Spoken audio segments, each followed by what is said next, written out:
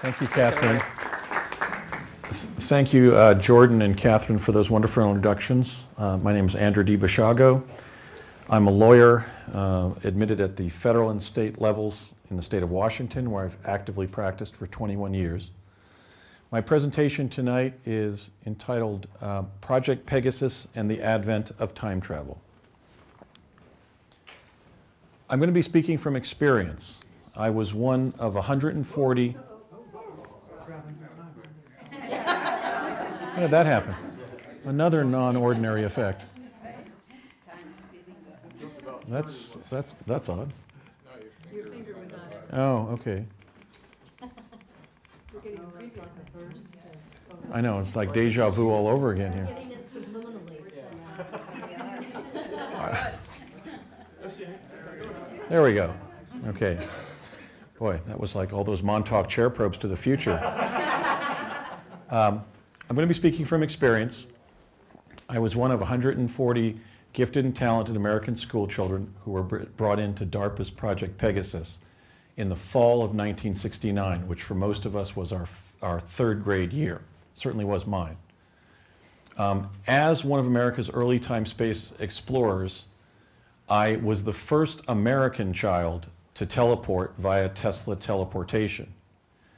The project I'm going to be describing for you tonight actually happened. It involved the derivation and essentially the testing and training of the human factors involved in the development of specific time travel technologies. This umbrella program under DARPA represented the advent of time travel. So I'm saying something very specific, which is that time travel has existed for 50 years. It emerged in a specific historical context. I'm going to be articulating what that context was, and I'm going to be doing so from the perspective of an historical participant who was a child at the time of the emergence of those events. Much of what the public has been told about the feasibility of time travel, its potential, and even its reduction to practice has been folklore. A lot of it has been scripted to deceive the public and other world governments about what was actually achieved by this particular project. I was a direct and substantial participant in that project. So was my late father, Raymond F. Basiago of the Ralph M. Parsons Company, which was the major aerospace contractor involved. So I'm saying something very specific and very concrete here. This is the true history of U.S. developments in time travel that defined the research and development into time travel, its reduction to practice, in this historical epoch of civilization. By that I mean basically the Anglo-American civilization that we all grew up in, that educated us and so forth. In other words, the modern world, as it were. Because into that intelligence funnel, DARPA was placing ancient experimentation with time travel from the Babylonian, the Sumerian, the Egyptian civilization. It was placing extraterrestrial technology from UFO crash retrievals to ET human liaison projects that were launched before, during, and after World War II. It was putting what it called foreign technology from the Nazi, German, and Soviet Russian experimentation with time travel. And it was placing the ideas and technologies of leading technologists like Nikola Tesla, T. Thompson Brown, and others. So we're talking about an umbrella project that literally assembled all of the necessary information to give the United States government a time-space exploration capability and to reduce time travel to practice, so that by 1970 we crossed the threshold of time travel. And it was in that year, I'm not just generalizing in terms of the decade of the 1970s, it was in 1970 that time travel was achieved. And we'll go over those events today. So I do so from the perspective of a child, because they were bringing kids into the program, and I was lucky enough to be one of the cosmically privileged kids who was included. Okay, today I've named my truth campaign about time travel and about teleportation and all of the promises and dangers that they hold, and their true history and what they had learned by the time, let's say, that Richard Nixon left office in 1974, and what they found out about the future. I'm calling that public advocacy campaign Project Pegasus really for two reasons. One is I want to own it because I was placed in it involuntarily, and subjected to some pretty awe-inspiring and terrifying experiences.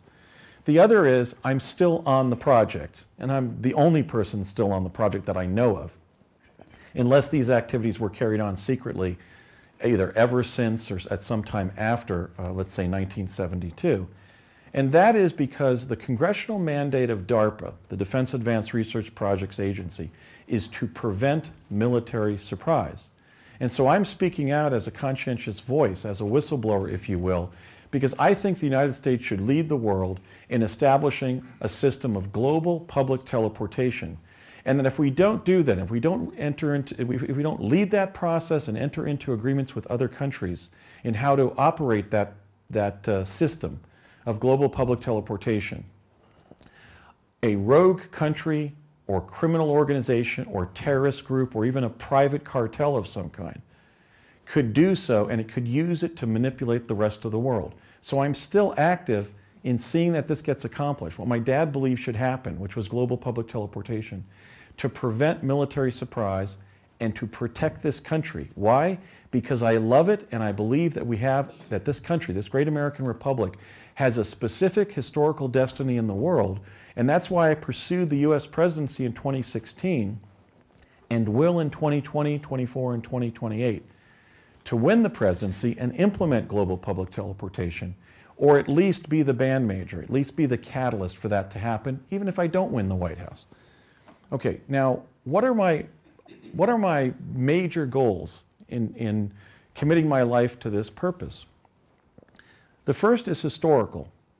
The people of the world, those who lived during and after World War II and this dramatic 70-year period of technical development that began with the research efforts during the war that ended the war essentially with the production of and use of the atomic bomb, need to know, we have a right to know under the common heritage of humankind, that the very physicists and advanced electrical engineers who developed the atomic bomb under Project Manhattan during and after World War II achieved Tesla-based teleportation and time travel ultimately, certainly by 25 years after the end of the war, again, in 1970. So we're talking about correcting the historical record. I also believe, as an attorney who has sworn an oath of attorney in the state of Washington and lived under it for 21 years as a practicing trial lawyer, that the people of the United States have a right to know that the constitutional protocols for which they select their president and vice president and other major leaders have been undermined by an historical development that could not have been within the contemplation of the framers of our remarkable Constitution. And that is that the government itself would develop an ability to achieve quantum access, which is the ability to visit the past or future or acquire information about past, future events, conditions, and people remotely, that essentially allows the government to know things about the past and future in a non-linear way. In other words, things like who will become president, who will become vice president. And in that sense, the constitutional protocols for selecting our leaders has been undermined by time travel, by prior knowledge of their identity. I have specific eyewitness testimony to give you about that fact, acquired as a child and as a college student, when I was far beyond the misty dreams and delusions of infancy. This was when I was already in my 20s that I acquired additional knowledge about this information. And even in my late 20s, prior to my father's death, I learned more about the identities of a number of the future presidents, including the current one, and the last one, and the one before that, and the one before that, and the one before that. Okay, so we have to correct the historical record about the involvement of the Manhattan Project physicists, not just in the bomb project, but in the time travel project. We have to protect the Constitution from the undermining of the presidential elections by quantum access from time travel. And I also believe, as somebody who studied environmental law here quite seriously at Lewis and Clark Law School in the late 1980s and early 90s, and then went on to study environmental law and policy at the University of Cambridge, that we may need to implement Tesla teleportation to save the world from the kind of planetary catastrophe that I'm going to describe in this lecture. So I'm worried about the future. I'm speaking out because I think we may need this technology to achieve literally a sustainable, dare I say, a survivable human future. So we have past, present, and future goals in mind, but that's as it should be in a time travel presentation. Okay, so I'll move on there. Now in my first part, I look at, kind of as a prelude, I look at Tesla, the Philadelphia experiment, and Project Pegasus. They are related. There was something called the Philadelphia experiment during World War II. Nikola Tesla was indeed in possession of teleportation, not time travel, but teleportation technology at the time of his death on January 7th, 1943, at his suite at the New Yorker Hotel in Manhattan, New York. He had a laboratory there with different devices, paperwork. He would take guests there. Mark Twain would come by every once in a while, Andrew Carnegie, and some of sort of the luminaries of Tesla's era. When Tesla was growing pigeons, he was raising pigeons for the last 15 years of his life, we may recall what had already happened to him earlier in his life. He had been betrayed by Thomas Edison when Edison posted a reward to solve a particular technical problem, and Tesla came over from Serbia, and he actually solved the problem for Edison, and Edison welched on the bet and didn't pay him. I think it was a $50,000 reward that Edison had posted. So Tesla came to our great country as an immigrant scientist and inventor, and was immediately disappointed because he was cheated by his hero, Thomas Alva Edison. He was then sequestered technically and creatively and commercially by individuals like J.P. Morgan and George Westinghouse. So by the time he was an elderly man who had already developed teleportation, he was hiding what he was doing by raising pigeons and acting kind of dissolute and as if his creative career as an inventor was over. It wasn't. He spent the last 15 years of his life developing teleportation. When he died on January 7th of 43, there were two teams racing to his apartment suite there at the New Yorker to seize his paperwork and effects. They both had congressional authority to do so because when a resident alien dies in the United States, Congress allowed their property, their papers and effects to be seized by the National Archives under the Alien Properties Act.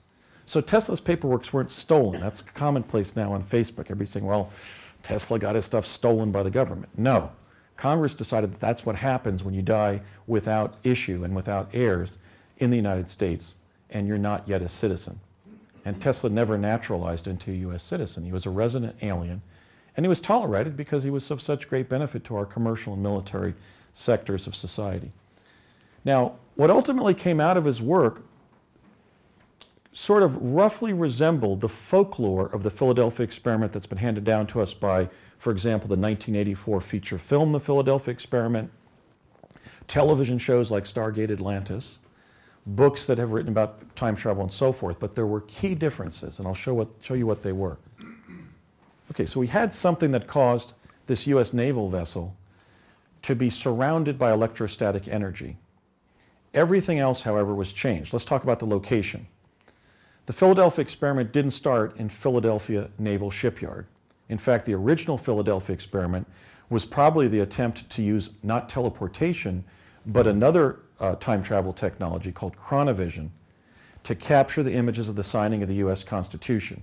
Images that I myself saw at a National Security Watch post in Flemington, New Jersey in fall of 1970. The ship involved was not the USS Eldridge. It was a ship called the USS Martha's Vineyard.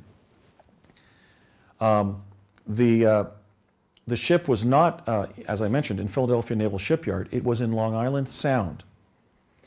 They were not attempting to achieve radar invisibility of the Eldridge, as, for example, the feature film described.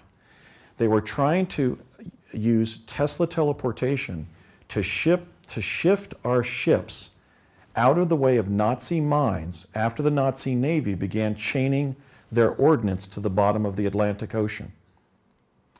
There was not a numerous array of sailors who were fused into the hull of the ship when the ship went back to anchor not at Norfolk, Virginia, but at Newport News, Virginia.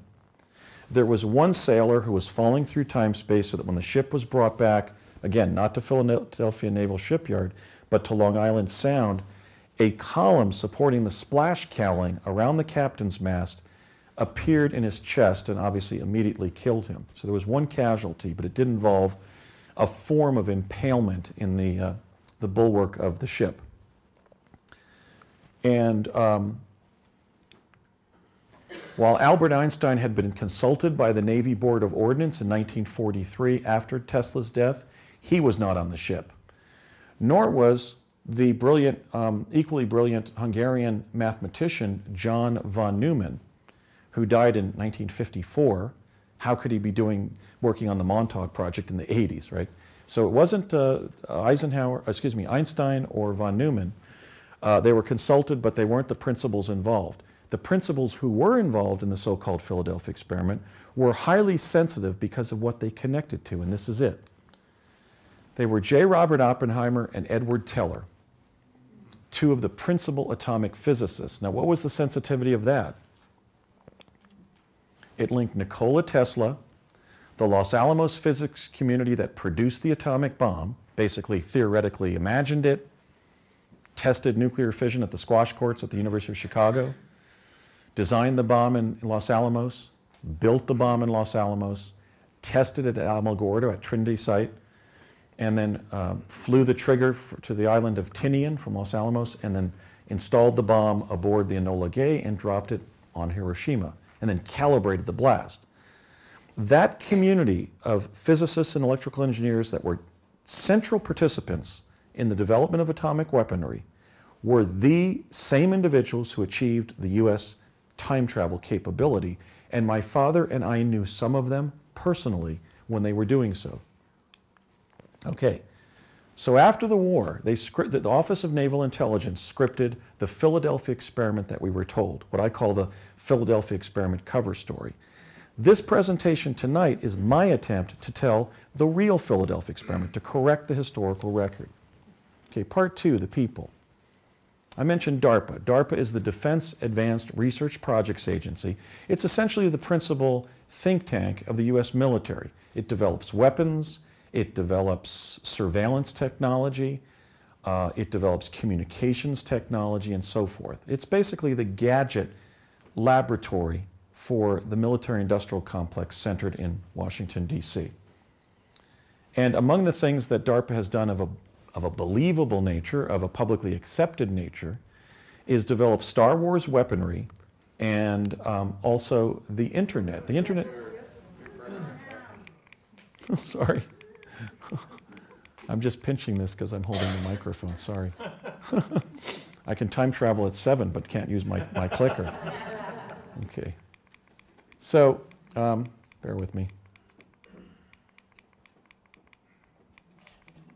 Wow, this is longer than I thought. Give me DARPA, come on. Show me DARPA. Okay, there we go. Okay. So DARPA, as I mentioned, was the umbrella agency into which we were putting all of this ancient, extraterrestrial, foreign, and contemporary time travel research and development, theory and practice.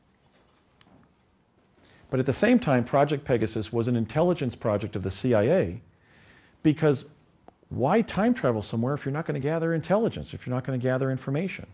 So as much as I was an acolyte, as much as I was a trainee, as sort of a time-space cadet or one of the early US chrononauts to be raised from early childhood as a time traveler, we were also getting what's called alpha intelligence training. We were shown how to properly observe things, remember them, report them back, surveil, protect ourselves, take a human life if we had to, get information to somebody in a creative way if we were captive, etc. We were psychic spies. We began as remote viewers for the Office of Naval Intelligence. I like to say that we were small mediums at large. So my joke survived the clicker. Okay. And we were as much being trained how to advance the activities of the CIA as the time travel activities of DARPA. I mentioned that my father was a key participant. My dad was a 1951 graduate of Lehigh University, which many here I imagine know has the world's leading electrical engineering programs, at least at the baccalaureate level. After graduating from Lehigh, my dad was inducted into the Engineering Honor Society, Eta Kappa Nu.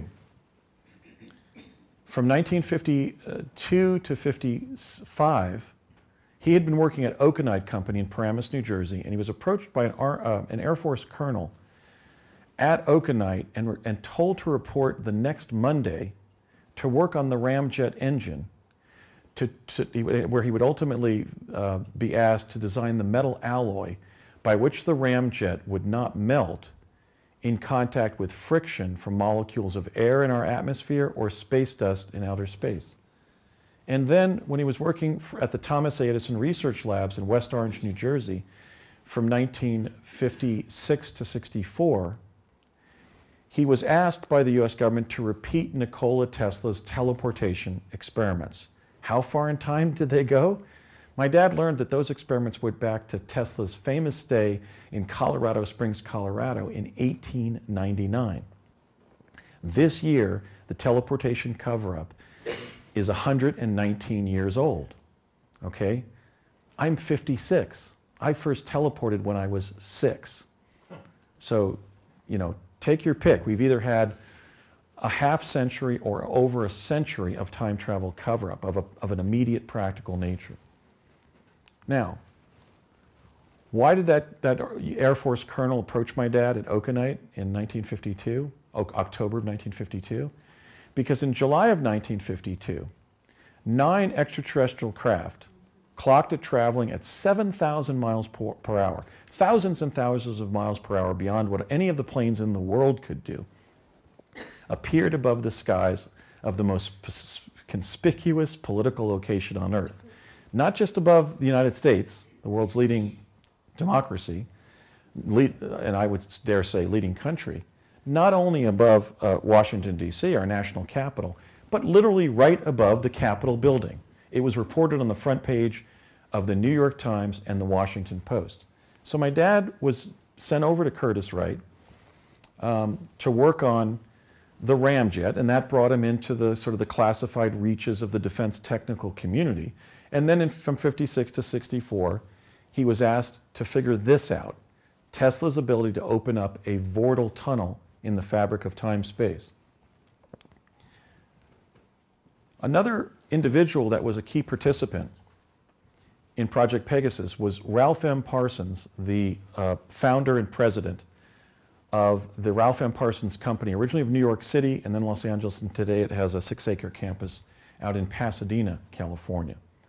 If you doubt that Ralph M. Parsons would have been the go-to guy to help our government put together a coordinated program of time travel, consider what Parsons has done. Consider the fact that on that 6-acre campus out in Pasadena, there's 3 buildings, and the whole large building on the left of the 3 of them is entirely classified defense work for the government. Consider the fact that it was Parsons that designed and built the MX missile system, where they put missiles on tracks and to protect them from Soviet bombardment on railroad tracks. Consider the fact that Parsons was asked by the Saudi government to build the city of Yanbu on the Saudi coast, and they built and designed it down to the pencil sharpeners in the classroom.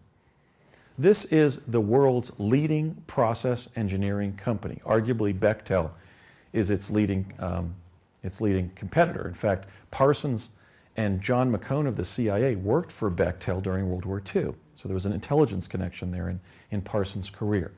I met Ralph M. Parsons in his office on Wall Street, and when his ship was christened at Long Beach Harbor 2 years before his death, that would have been in 1972 that his ship was christened. He had just purchased it from the Iranian billionaire Adnan Khashoggi. What did he call it? No, not the Farsi or Persian name that Adnan Khashoggi had called his vessel, which was then the world's leading private yacht. Parsons bought it from Khashoggi and named that ship Pegasus II.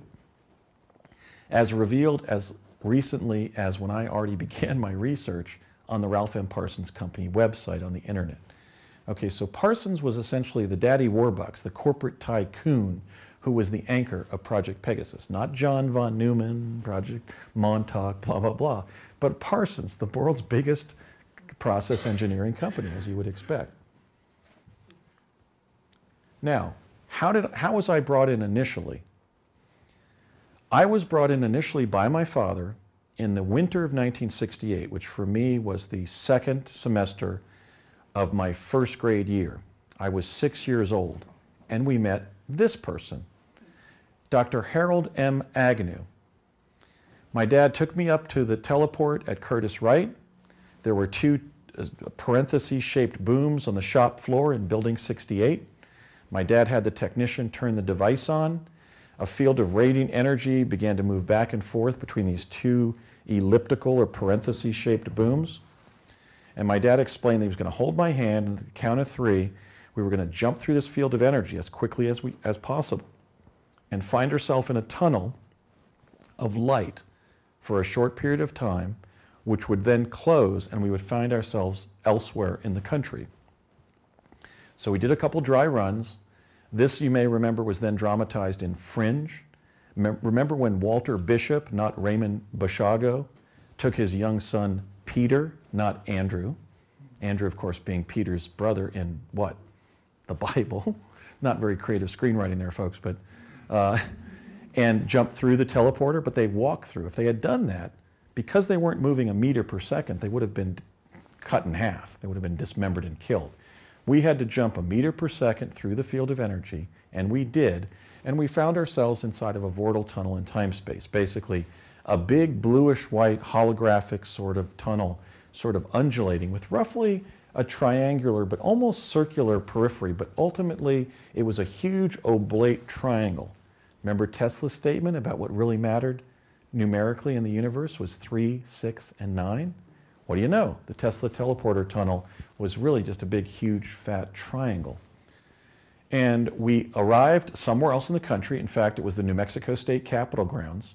They were using the New Mexico State Capitol grounds as a collection area for the teleportation activities then going on. Because as my dad once explained, somebody at the labs, the Los Alamos National Laboratories, may see something. What do we know now? The labs was infiltrated by Soviet spies, including the Klaus Fuchs spy ring. Okay, so they were literally, LANL, the Los Alamos National Laboratory, the nation's biggest atomic laboratory, was developing teleportation and then teleportation-based time travel and concealing it from itself because LANL itself was infiltrated by KGB and by fellow travelers, so to speak, of either the Soviet Union or communism or what have you. So we were jumping into the Santa Fe State Capitol grounds to hide what we were doing from the very lab that my dad was reporting to. We got a state car from the New Mexico State governmental apparatus there, and we drove up from Santa Fe to Los Alamos, which is north of Santa Fe, northwest of Santa Fe. And we waited for about 15 minutes for this gentleman. Here's another person who was a key participant, Dr. Harold M. Agnew. I'll tell you in a second who he was, but this is the conversation that ensued. I'm having some vision problems, so I'll do my best at what's written here. But basically, Harold said something to the effect, "How did your trip go?" And we're sitting, you know that era, you're sitting in those wooden school chairs, even in a top official's office where we had all the, with the green upholstery, right? You know, the Kelly green upholstery on those old wooden chairs in every office in Washington, D.C. and Santa Fe and so forth, and in Los Alamos. And he said, "How'd your trip go?" to my dad. And my dad said, my dad was from rural Pennsylvania, but he's really a clever guy. I mean, he was born on the kitchen table in Summit Hill in 1923. He was eating toast and apple butter jelly 2 meals a day as a 10-year-old during the Depression, at least starting when the banks closed in 33, 34. But he was really clever. I mean, he's somebody who went from rural poverty and as the son of a Polish immigrant coal mining family in Pennsylvania to developing time travel for the U.S. Defense Department. I think that's a measure of what a great country we are. And so my dad said, in answer to Harold's question, "Fine and fast." And Harold looked up sheepishly from the paperwork my dad had presented to him, which was a prospectus to involve adult and children civilians in the testing and training into teleportation that was then fomenting in the atomic research community under Dr. Agnew. And Harold looked up sheepishly, you know, with that kind of wry smile of the physicists, right, the bomb makers, right? "Oh, did you try it? Did you try the teleporter?" And my dad said, "Yep." And he looked over at me and said, So did my number 3 son, Andrew. And then Harold looked up at me, and with all that, class of that generation, what Tom Brokaw called the greatest generation, he smiled warmly at me and said, "How old?" And we both said, my dad and I said, 6. Okay, so that's an important conversation, I think, because it shows that this happened between my 6th and 7th birthday, namely between September 18th of 1967 and 68. And my dad then let out a little bit of line for Harold to continue to read the prospectus, and then said, "Have you tried it, Harold?" And he looked up again and smiled again like a Caltecher, right, that kind of scientific smile, and said, "No, but I want to." Now, if this individual was administering a teleportation project but had not yet tried it himself, it must have been a pretty recent accomplishment inside the defense technical community. That's an extrapolation from the facts, but I think it's a valid one. So I'm dating the advent of operational Tesla teleportation as probably a year or so before 1968, maybe a couple years, but no more. Certainly we can say that Tesla teleportation was reduced to practice by winter of 1968. Now, who was Agnew? Well, let's go back to his training. He was the prize physics pupil of Dr. Enrico Fermi at the University of Chicago. He was one of the advanced graduate students that manipulated the graphite rods in CP1, the stack of uranium bricks that they used to test the capacity to achieve essentially nuclear fission, essentially criticality of the uranium pile that they had placed in the squash courts at Chicago, University of Chicago. He was present at Los Alamos when the atomic bomb was designed and manufactured. He was present at Alamogordo at Trinity site and watched the first experiment of an atomic bomb. He was the American who was trusted by the US government to take that nuclear trigger for the Hiroshima bomb from Los Alamos, New Mexico to the island of Tinian so it could be placed aboard the bomb as the bomb was being laid in the Enola Gay to be dropped on Hiroshima by Captain Paul Tibbets. And then when Captain Tibbets dropped the atomic bomb on Hiroshima, Harold was calibrating the blast of the bomb in a chase plane called the Great Artiste. Now, I'm sorry, I'm an intelligent person. It's been said that I may have an IQ of 168. I think it's probably closer to about 140. But I'm not smart enough to figure out that this is the guy that you would use to head your time travel program, right? The person who during the war took the nuclear trigger to the South Pacific so it could be laid aboard the Enola Gay, aboard Fat Boy, the bomb that was dropped on Hiroshima. Come on. I'd have to stay up 100 lifetimes to think up something so clever. This was the guy. This is the guy that we trusted to take the nuclear trigger from New Mexico, to put it aboard the plane that dropped it on Hiroshima, and he was the federal science administrator of the time travel project. Of course you'd need somebody like that. Time travel? What if it got out? What if it got stolen by a private faction and you had people who were investing, hundreds of millions of dollars on stocks knowing they would go up or down, selling options? I mean, if time travel had existed as a public capacity, as a public potential, imagine all of the money in the economy moving towards Microsoft a day before its initial public offering, right? Okay, so you needed somebody who was utterly trustworthy, had proven his utter trustworthiness, who was smart and good and kind and an all-American. And that's what Harold was. He's a very nice guy. I also encountered individuals like this. Well, if you've got a time travel program, you're going to be developing intelligence about past and future events, and therefore have power in the present as a result. You're going to know not to cite a military base in some area where 1,000 years ago there was subsidence and a big sinkhole formed. You're going to know who's going to be president, so you're going to make sure you always put guards around them wherever they are so they don't get killed. So you can study their future presidency and make sure those people who are going to be president don't drop out of sight before reaching the White House. Very powerful information. Top state secrets. So who were they sharing that information with? Anybody? Were they sharing it with, I don't know, David Frost or, Huntley and Brinkley, okay, of that time? No. They were sharing it with basically the cardinals of our Kremlin. They were sharing it with the deacons of US intelligence. These were the individuals who were reviewing all of the data. Like this man, John Alexander McCone. John McCone had been the Director of Central Intelligence from 1960 to 64 after working with Bechtel and who? Ralph M. Parsons, of Parsons fame, during the war when they took $100,000 and they made a $50 million fortune building Liberty ships for the Navy during World War II. Well, if anybody here is a military historian, the Liberty ships were a very important part of the war effort. His former boss, Bechtel, and he and Parsons helping Bechtel, had helped the war effort achieve such an estimable weapon, the Liberty ship. Well, who are you going to trust your time travel information with? Well, how about somebody who helped you win the war, like John McCone? I mean, in a specific way, in a special way. Obviously, everybody who served did, and everybody on the home front did as well. But McCone had literally helped build one of the principal Navy weapons systems, or ships.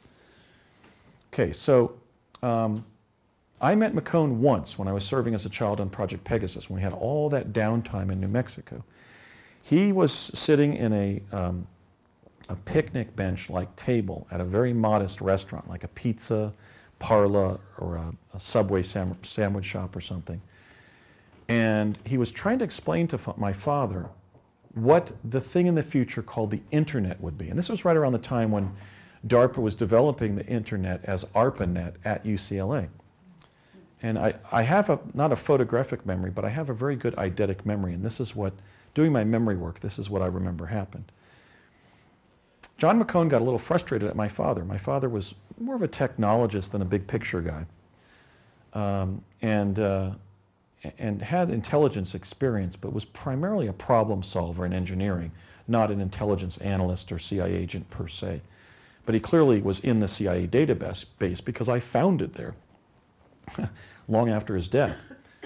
And he said, Ray, what the internet is the reduction to practice of Dr. Vannevar Bush's primary fundamental. Vannevar Bush had predicted a home-based and business-based technology by which you would be able to manage your entire life. Sounds a lot like the personal computer. And he said an individual sits at a station in their home or office and utilizing a VDT like today's television sets and a keyboard like the keyboards emerging in today's contemporary electric typewriters, types messages into that television set by which they can communicate with anybody else in the world who's on the system. And my dad said, I kind of understand it, John, but, or actually they called him Alec for Alexander McCone, John Alexander McCone. He said, I kind of understand it, Alec, but what about these suffixes? And he said, well, .edu means you're communicating with somebody at a university. .gov means you're communicating with somebody at a government agency, and so forth. And my dad said, what about the .com? And McCone said, that just means you're engaged in a communication with somebody else on the system. And my dad gets up from the table and says, but how do we know that, Alec? Right from this point in time, how do we know that it doesn't mean that by then, by 1990, when this technology starts to emerge, that the commies have taken over by then? Well, as it turned out, it wasn't the communists, it was the .commies, right? So I have to emphasize that these men were very intelligent and very creative engineers, but they by no means had omniscience about the future events that they were learning about via quantum access. They had to relate that limited data to just everyday life, and sometimes it was difficult. So they were getting sort of a partial picture of the future, but not a complete one. Because look, if I was to teleport today to 30 years from now in New York City, just by going there, just as when I go there, and if I was to fly there tomorrow, do we learn everything about a particular location in time space just by going there? I mean, do we learn the history of New York? Do I even find out everything that's happening in New York City that day I go there? What do I find? If I was to time travel to New York, let's say 20 years from now, I would learn what was right in front of my face, or what anybody told me, or what anything I could derive from anything I picked up, right? So again, time travel doesn't afford omniscience. It just affords quantum access in the similar ways we derive information when we're not time traveling. So it's not as powerful a tool as people would believe in that sense. So, you know, John McCone rolled his eyes, and I await the day when I find out his actual connection to the Kennedy assassination. Kind of a starchy guy, but okay. I mentioned Tesla, Colorado Springs, 1899. The fact that he had achieved teleportation. When my dad was asked to repeat Nikola Tesla's experiments while at the Edison labs there in the late 50s and early 60s, he said he was magnetizing metal coils or cylinders and dropping things through them, a penny, a billiards chalk, and they were coming out the other end either too quickly, too slowly, or not at all. Well, after I appeared on Coast to Coast AM the first time on November 11th of 2009, I received a call from a man who then was growing up in Montclair, New Jersey, and said, you know, I kind of think I found one of those pennies that your dad put through that Tesla teleporting device. And I said, why? He said, because growing up in 1956, which you said was the very year that your dad started the Edison labs, I found a shiny brand new 1958 penny in front of my house in Montclair, New Jersey. And I said, well, there's no point in sending it to me, right? Because it means nothing now, right? Because we've already gone beyond 1958, so it's just another regular penny. But this individual insisted that he had found an out-of-time penny in his front, right in front of his house in Montclair. So Tesla was the guy. There were 3 people on Project Pegasus who said to me personally, and later to others, that Project Pegasus, the US time travel program, owed its greatest debt of gratitude to Nikola Tesla. They were my late father, Jack Pruitt, who was one of the team leaders on Pegasus, who became, according to Nichols and Moon, the research director of Project Montauk, which came later and was a spin-off of Pegasus that focused on just one device, the Montauk Chair. And also Dr. Robert Beckwith, who when I was a child on the project, and then before his death in the 20s, gave 4 interviews, 2 to myself, 1 to the writer Alexandra Bruce, and 1 to Ken Thomas, the editor of Steam Shovel Press, insisting that Tesla had achieved teleportation. It was developed by a later DARPA project, but that project owed its greatest debt of gratitude to Tesla. In fact, Dr. Beckwith used to go into these little soliloquies at lunch in Albuquerque, and my dad would shush him. Come on, Bob, we're not supposed to be talking about the project at lunch, you know? But the Tesla connection was clear. It was patent. Nikola Tesla was the ultimate force behind the ultimate emergence of time travel. But he didn't achieve it. He only achieved teleportation in real time. Another important technologist was this man, Catholic priest and university researcher Pellegrino Ernetti.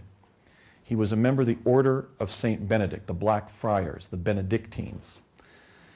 Ernetti was doing research at the Catholic University of Milan in the 1940s, and he was experimenting with a microphone that was splitting the signals of Gregorian chants, because he and his co-researcher, another Benedictine priest named Agostino Gemelli, wanted to find out why Gregorian chants have specialized properties, like why do they soothe the soul, and why can they cure illness, and so forth. And while manipulating this microphone, something that Gemelli's father said to him in childhood came through the microphone. They were astonished. We found an out-of-time microphone, a time travel device, if you will, what we would later call a form of quantum access. We're getting this non-local signal of this sound effect of, you know, Father Gemelli's dad saying something to him. They then claimed that they got with Enrico Fermi, again there's the Fermi connection to time travel, and by 1952 had a flat screen chronovisor image, a looking glass image of the crucifixion of Jesus of Nazareth. I saw similar footage in 1972 at Sandia, and I believe it was the actual historical Jesus. Ernetti and Gemelli were respected Catholic prelates. Ernetti never corrected himself, never admitted that he'd been lying or exaggerating. He kept by a story until his death in 1994. He was a contemporary of my dad, being born in 1923, just like Bill Tompkins, another member of that generation, just passed. I salute him and dedicate this lecture to Bill Tompkins, William Tompkins, who was part of this culture, by the way. But in any case, Ernetti and Gemelli essentially pioneered the chronovision field based on an accidental discovery.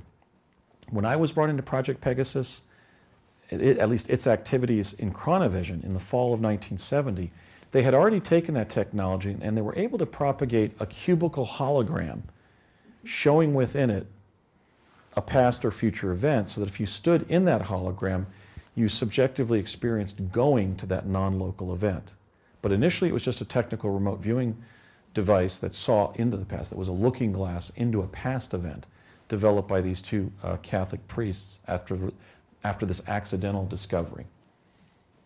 But that was a major component of Pegasus, teleportation and chronovision. I mentioned Enrico Fermi, the mentor of Harold Agnew, the federal science administrator of Pegasus at Chicago, deeply involved in the Manhattan Project, just as Agnew and Teller and Oppenheimer were, who were also participants in Pegasus, and also this secondarily important connection to Ernetti and Gemelli on chronovision. This shows you how deep the cover-up has gone, and again, this is another reason I'm speaking out. Enrico Fermi was arguably the leading theoretical physicist of the 20th century, and yet he maintained the falsehood that there is no time-space continuum. That, for example, let's say we choose as our event the firing of a pistol, like a starter pistol for a foot race. According to the conception that was shared publicly, that was propagated by Enrico Fermi, the runners get ready to race, they get on their mark, the starter takes his pistol and fires, and the pistol fires, and that event never exists again. The runners have raced, right after hearing the pistol, the smoke goes up from the pistol, all of the gunpowder distributes into smaller and smaller Mandelbrot functions under fractals of the original substance, and is gone forever. But Enrico Fermi knew there was a time-space continuum. He knew you could travel in what's called the quantum plenum and go back 10 minutes before the race, or 10 minutes after the starter pistol was fired.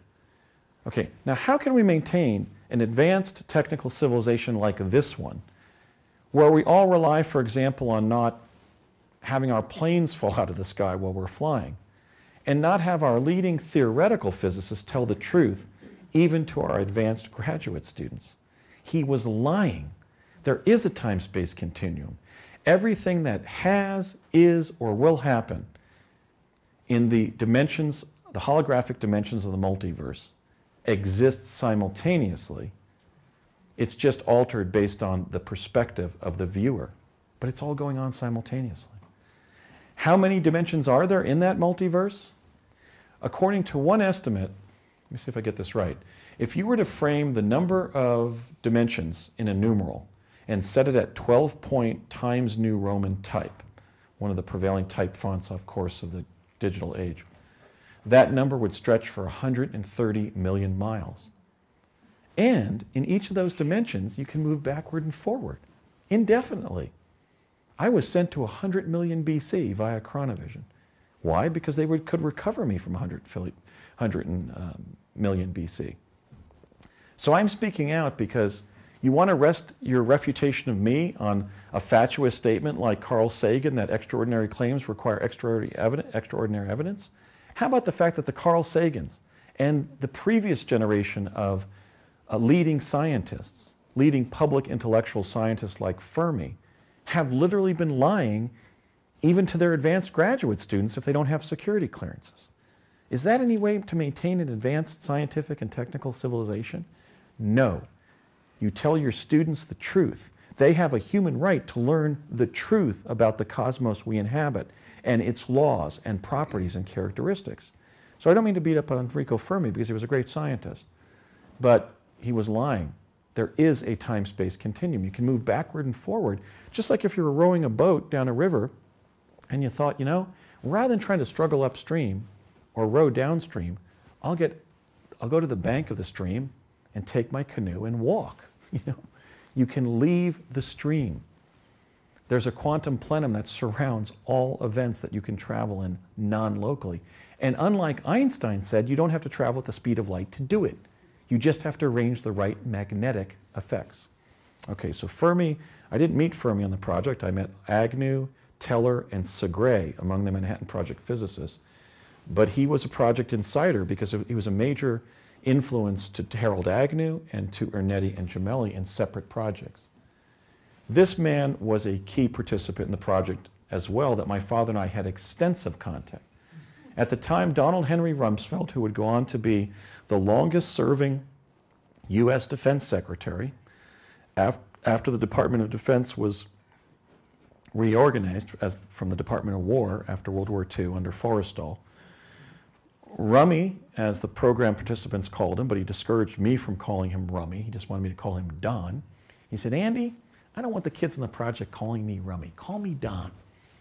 He was then drinking martinis and would become a teetotaler.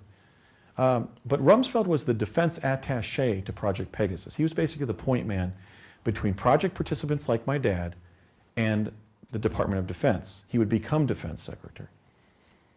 Rumsfeld said at one meeting in winter of 1971 in a compound in Cerrillos, New Mexico, he said, I remember I was there with about 15 other kids, he said the primary significance of teleportation is military. It'll allow us to put our troops precisely where they're needed on the battlefield. Well, that's another reason I'm speaking out, is the Rumsfeld doctrine on time travel and teleportation. I don't think our time travel capability should be sequestered within the Pentagon. The only significance of teleportation, or the major significance even, is military. It'll allow us to put our troops precisely where they're needed on the battlefield. I was just talking to Catherine Green about the mentality of these Cold Warriors was almost delusional. Nobody stood up in a meeting, and like my dad was saying to his colleagues at lunch at one of these top defense meetings and saying, no, it should be moving people from point A to point B all over this planet. My niece just flew from London to Sydney and she had a miscarriage. I mean, come on. Shouldn't technology be used for what Buckminster Fuller spoke of as livingry rather than killingry, rather than weaponry? Isn't that just common sense? That you're usually going to want to be at war. I mean, excuse me, at peace, and you don't want to be at war. You usually want to use technology to help people. I mean, a pen can be used to stab somebody or to write a life-saving prescription. Let's use it as often as we possibly can to write prescriptions, not stab people. Isn't that common sense? And here the person who would become the longest-serving defense secretary in our nation's history was urging teleportation from the kids who were helping pioneer it on their part to be seen as a weapon of war rather than as the most advanced transportation technology available. So if any of you run into Vice President Al Gore, somebody I have a great deal of admiration and respect for, Al Gore is right. We're in a planetary crisis. It might not be exactly turn out the way he says it will. It might not exactly be for the same or similar causes. There might be other causes going on. But we really have to think about what we're doing to our atmosphere. It is a crisis. But tell him, Al, when you were at Harvard College under Roger Revelle, having your first concerns about what was then called the greenhouse effect inculcated in your young mind so that you would become the leading individual in the world blowing the whistle, the alarm about global warming, a technology was secretly emerging in the defense technical community that would obviate something like 50 to 60% of our contribution to global warming. Please tell Vice President Gore that. I haven't run into him yet, but I will. This is the same time. He was studying the greenhouse effect at Harvard, and yet Rumsfeld was the defense attaché to a project that had achieved a transportation technology that could eliminate the internal combustion engine, which Gore described in his book, The Earth and the Balance, was sort of the primary curse of civilization. Well, if we assume arguendo that Al Gore was right, let's start talking about how we can get rid of the internal combustion engine. Well, what do you know? When he was studying under Roger Revelle in 1970, we were reducing Tesla teleportation to practice. But not if the cardinals of our Kremlin, not if the deacons of defense, like Rumsfeld, have their way and use agent provocateurs to criticize me, used advanced weaponry to harm my vision, and other things that have happened. I'm serving my country, and I'm not going to be denigrated in the process of doing so. Rumsfeld's wrong, and I'm right. Our great country should lead a design science revolution to declassify this teleportation technology and harness it to human betterment, not human destruction. Okay, so that's another reason why I'm speaking out. Another relatively young participant was Bill Richardson, who would go on to serve as the congressman from the 3rd District of New Mexico, where Los Alamos and Sandia are based, Commerce Secretary and UN representative under Bill Clinton, and then governor of New Mexico. He was counting the teleportees when we were being trained to teleport to New Mexico in the summer of 1970. He would take us into a room, ask us our name first and last, maybe ask me to pronounce and spell my last name because it's a rare surname.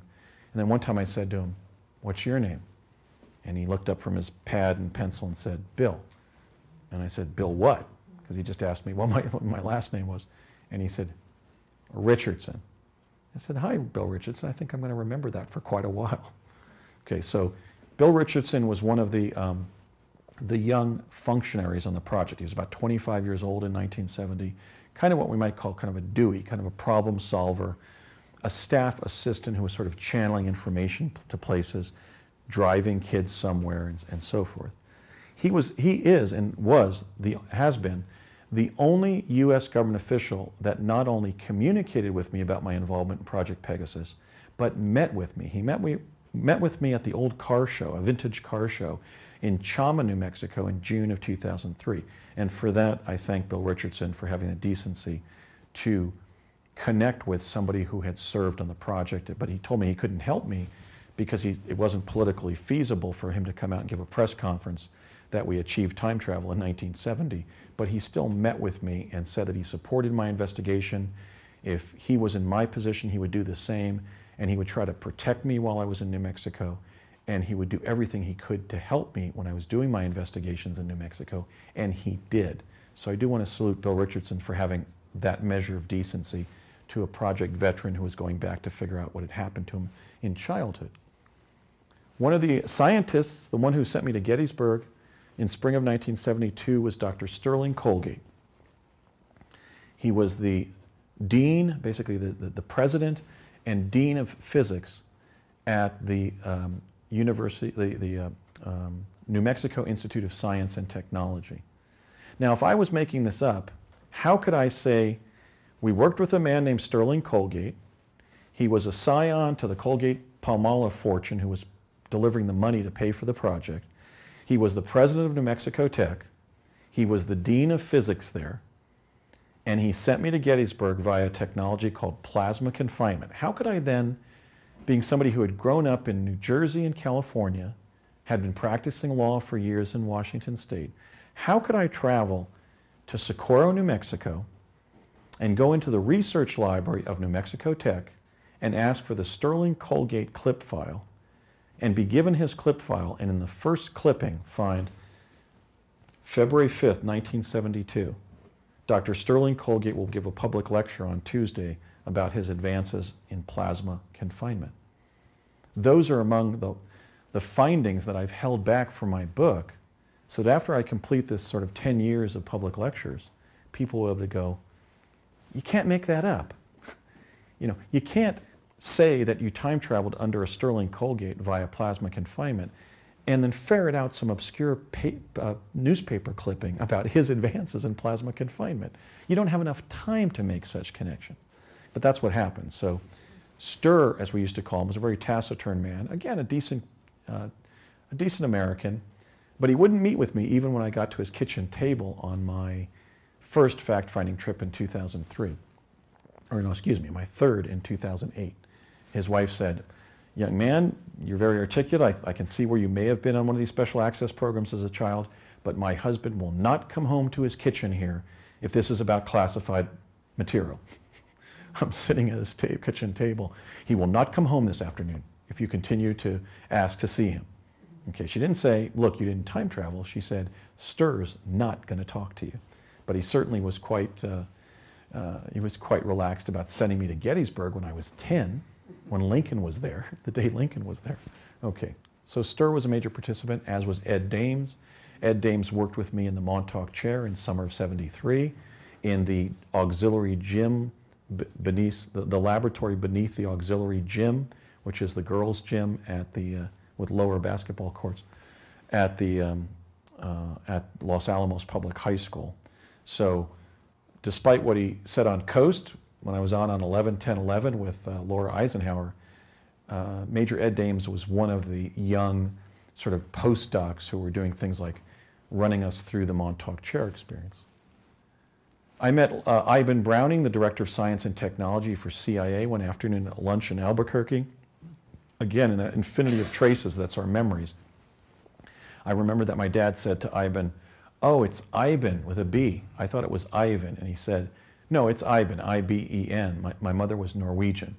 So sometimes you remember that you pull these things out 30, 35, 40 years later because of some obscure moment like that. So who are you going to let in on your time travel program? Well, obviously the Director of Science and Technology for CIA, right? Not some kooky people doing Montauk Chair stuff somewhere. Okay. And this man was the only U.S. official who thanked us for our participation. In the spring of 1972, at a field trip at which about 15 of the kids attended, Dr. William Shockley thanked us for being part of the project that proved that time travel was possible.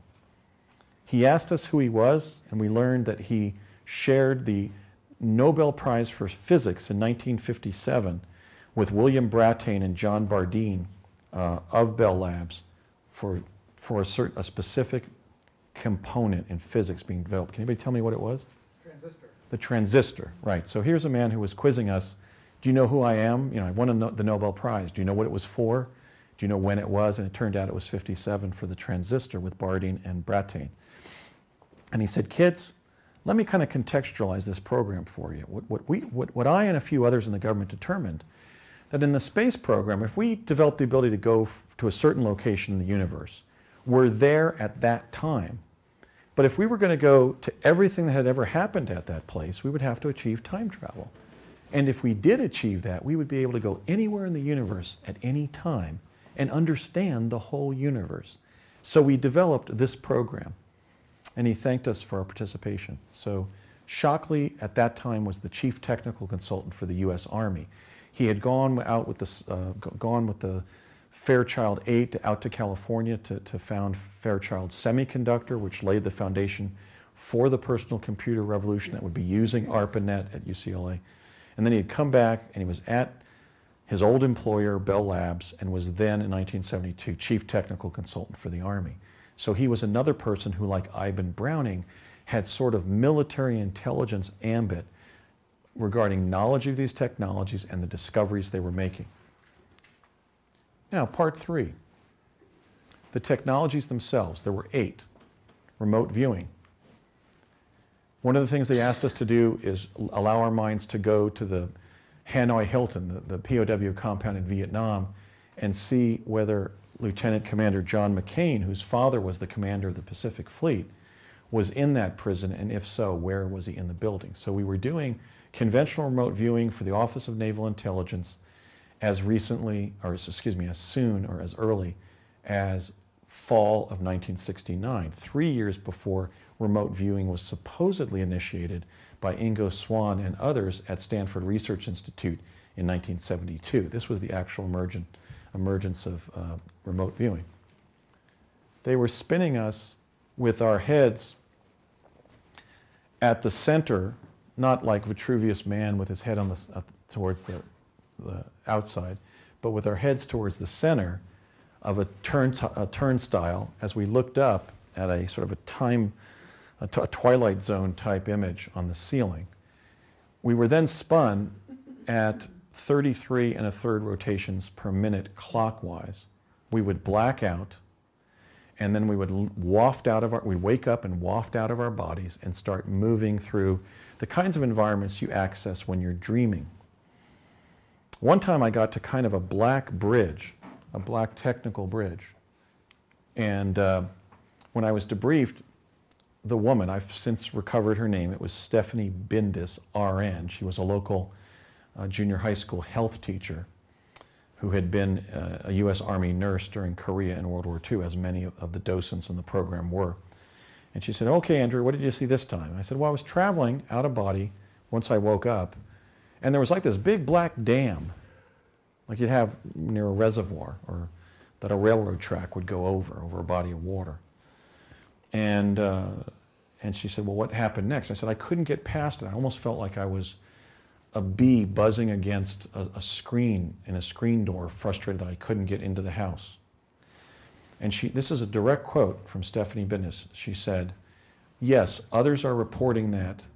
We think it's the infrastructure of the device propagating the hologram that we find ourselves in as human beings. We're calling it the Matrix. Now, are science fiction movies causing delusional people to make up stuff? Well, to some extent, but not me. Or is stuff emerging in the defense technical community and other alphabet agency secret activities and gradually being seeped in, being decanted in to feature films and the best TV shows in the country? Obviously, that if 30 years before the Matrix movie of the Wachowski brothers could have been, that term, the Matrix, could have been used to explain the fact that we live in a matrix-driven hologram, that these terms actually emerge in the government and are then salted into the movies to then confuse people about what the government's doing. Okay, so that's what she said. We're calling it the Matrix. Okay, the Montauk Chair. It exists. Project Montauk existed. I'm glad that I took that position politically and epistemologically, because then they spoke up for me when I was on Jesse Ventura's show. They all said, yep, no, talk to Andy. He's been right about Montauk, he's right about Pegasus. Keep on moving, find Andy, right? Okay, because the chair existed and Jack Pruitt existed. So the device and the team leader, the director of the project, were things I knew. I was in the chair as early as spring of '70, and we knew Pruitt personally. In fact, I met Pruitt again in 2003. This is just a standard dental chair online. The difference about the Montauk Chair is that above the head of the person sitting in the chair was like a photographer's umbrella. Behind their solar plexus, attached to the back of the chair, was something that looked like a Cadillac hood, not hood ornament, but tire cover that my father called a solenoid. That was the magnetic transducer that bumped your mind forward in time. The CPU that was controlling the device was under the seat, and then there was a rocker arm with a brown cathode ray tube on it pointed to the face of the person in the chair, which had colored diodes on the outside of a cotton mask and then audio phones in our ears. And when that device would make this strange beeping noise that sounded something like this, we would dissociate, hover out of body, and then start moving forward in time, and then collide with something on the horizon, and then get stuck in 15 to 20-minute episodes of our own subjective future. Now, at this time, I was living in Morris Plains, New Jersey. I had a huge family on my father's Polish-American side and an estimable family on my mother's side, my mother's Italian and German side. But I didn't have any relative west of Philadelphia except one of my father's uncles, and he was an engineer, not a lawyer. I can't find a single attorney in any of my lineage going back to antiquity. I believe I may have been the first lawyer on both sides of my family. And again, Uncle Ed was the only one west of Philadelphia. And we're coming back from the Montauk Chair ride, and David Campanelli, who is now an MD, PhD at the University of Virginia, was one of my young participants in the program, fellow participants. And just like a little New Yorker cartoon, he said to me, "So who were you this time?" And I said, "I was a lawyer in Seattle." Okay, one of those William Hamilton, cartoons. So what are the chances I would have placed myself in Washington with no relatives there? I had never been there myself, and described myself as practicing law in Washington State 40 years in the future, when I had no relatives even who were, I didn't watch Perry Mason on TV. I had no male or female relatives who were attorneys. Certainly it was much more common for men to be attorneys during that sort of sexist era in the professions. Now I think the majority of American lawyers are women. So I didn't know any lawyers. I had never been in legal trouble. But I saw myself practicing law in Washington State, which would become my destiny. I think it's for this reason that Project Montauk was spun off. The Montauk Chair was incredibly accurate. It also had the advantage of leaving the time traveler physically in the chair. So they were physically protected from whatever the vision of the future they went to psychically. But Janet Merglia Swerdlow, the wife of Stuart Swerdlow, who alleges participation in Project Montauk, I don't doubt it, I know the program existed. reminded me, Andy, when you were going there in the Montauk Chair, you were really there. You had feet. You were in your shoes, so to speak. So that's what the Montauk Chair did. It basically bumped you forward in time as the reverse engineered pilot seat of an ET craft that the pilot would use to pilot their ship psychically so they wouldn't strike anything in interstellar space when they were coming here from millions of miles away. And we used it as a kind of a remote viewing device. So the Montauk Chair exists. I was placed in it about 50 times in those 3 years of grammar school. And I do believe that the ultimate subculture that's grown around Project Montauk and this device is true, not made up, but it's been kind of exaggerated a little bit. Okay, I mentioned the teleporter. We were surviving by bringing several gulps of air with our body into that tunnel, and we were able to breathe again a couple seconds later, so we were not asphyxiating.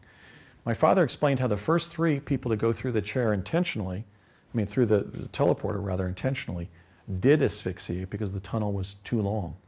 So by the time I was in it, we were able to sort of go and breathe in air and be able to even take a second sip of air, like from our chest, and have enough air to get through to the end of the tunnel. We would see a pinprick of light at the end of the tunnel, and when it hit our faces, we would then find footfall across the country, in New Mexico or coming back to New Jersey. Through this. Now, do I think people are going to be teleporting like this when we standardize this for public transport? No. You're going to be sitting in a Kevlar seat, like a bus seat or like 6 seats of commercial airplane that I have named a VORT, in which we teleport. That's an acronym for Vehicle of Recumbent Teleportation. Okay? You're going to be in this Kevlar guard, this kind of phony or kind of simulated airline or bus seat, so you won't feel strange. But outside, this is what you'll be going through. Not a street, not the sky, but a tubule in time-space. This has been reduced to practice. It's existed for 50 years. Now, the child teleportees developed a disease that mimics diabetes. I have it myself. It may be the cause of my vision problems. And the adult teleportees of that era developed heart valve defects, including my father.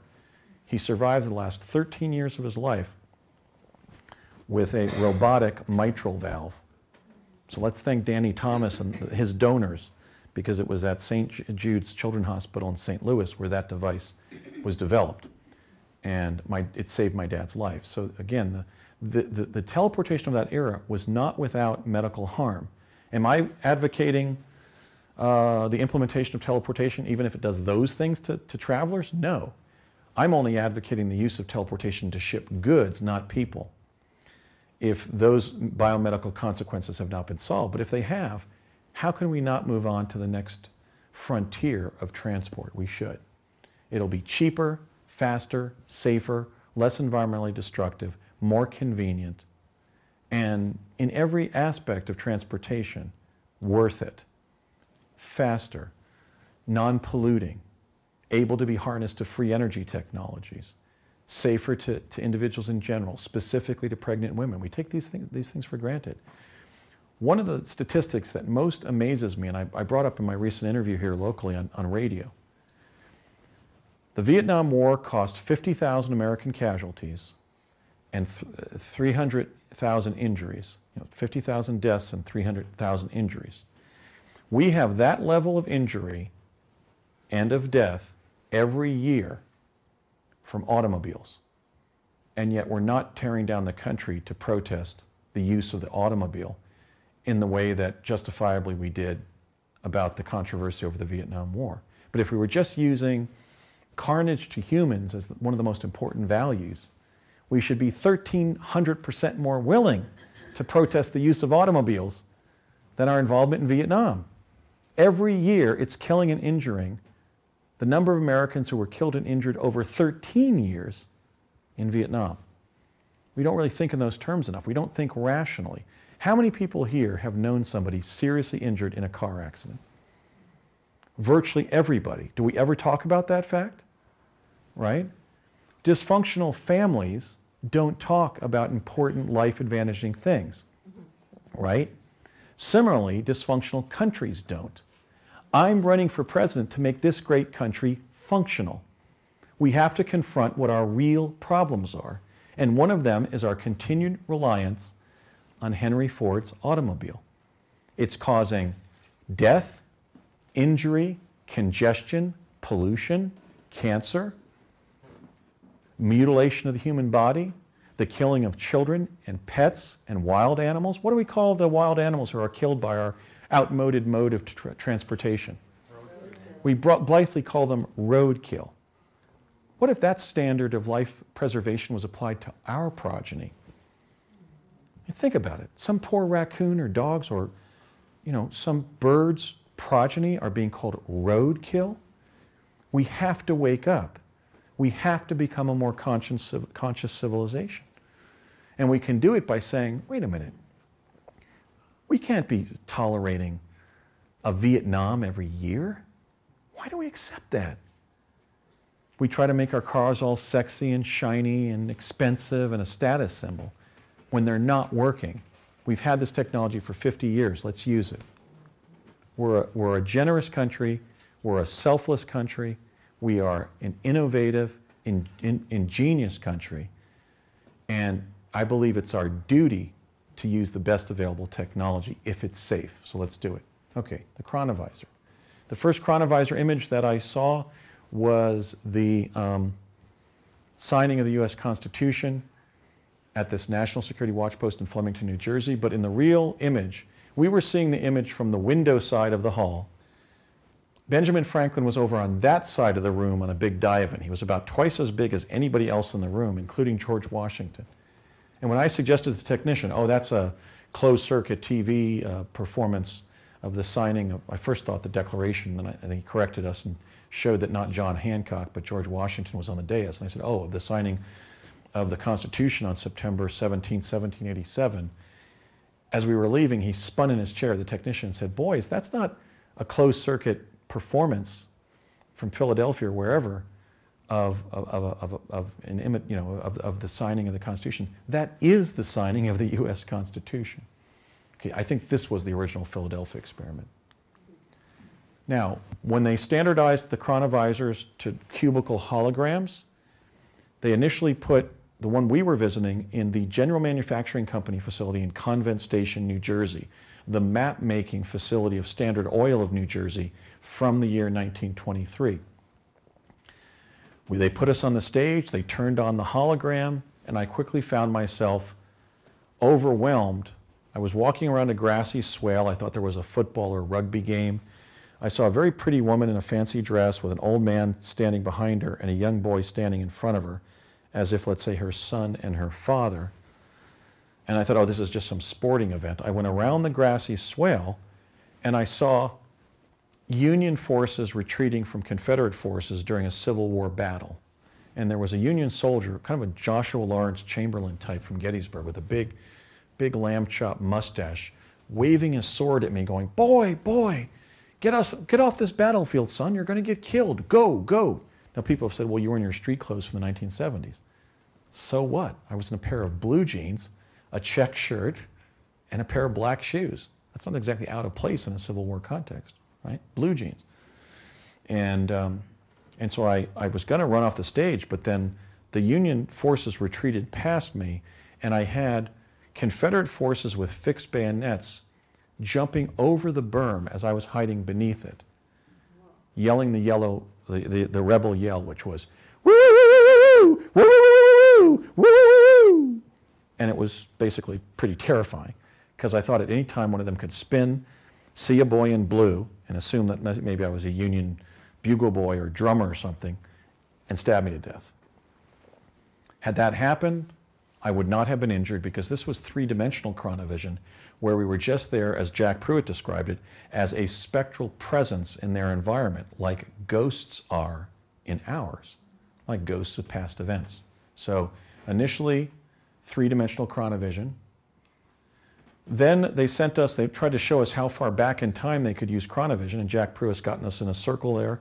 When they moved the chronovisor to the Performing Arts Center in Morristown, New Jersey, when it was just starting to undergo historical renovation into the Performing Arts Center. And he said, we're going to send you way back in time to modern Arizona, around Sedona. It's going to be hot, the Earth's going to be red, and you might get a chance to see some dinosaurs. So they put us on the stage, they turned on the device. We had had Pavlovian conditioning not to look up at the lamp in the ceiling, because if we did, we would have gone blind, just like a little girl who did. She lost her vision. I'm now wondering whether my vision problems are a 50-year side effect of all that light bouncing around the room that was creating the holograms. Very powerful light. So I walked for about 10 minutes, it looked like Sedona, and I looked over to my right after about 10 minutes, and there were two dinosaurs like this chomping on blades of grass that were about 20 feet tall. We then watched as everything around us melted like a pastel chalk painting on a Parisian sidewalk. Everything just began melting, and we saw the other kids in the group begin popping into view, first as black body emanations, and then fully bodily. So they were sending us there bodily, but not in a way where we could be harmed. Later, if we were in for more than 15 minutes under fourth dimensional chronovision, we were stuck there after 15 minutes. And they had to insert a portal, this soccer goal-like contraption, to suck us back into the present. So chronovision became not just a remote viewing machine, but by 1971, a time machine. This has not been focused on in the looking glass literature. For example, Project Camelot's interviews with Dan Burrish. They've talked about the looking glasses, but not the fact that the actual devices called chronovisors became time machines. Okay, the advanced chronovisor was used in November 5th of 1971 to send us above the U.S. Supreme Court building in the mall in Washington, D.C., to see what condition it was in. I then reported back to the Office of Naval Intelligence that it was under 100 feet of brackish water. So I'm very grateful that before that probe, believing it might be underwater, they dressed us in these time-space suits that were almost like deep diving outfits.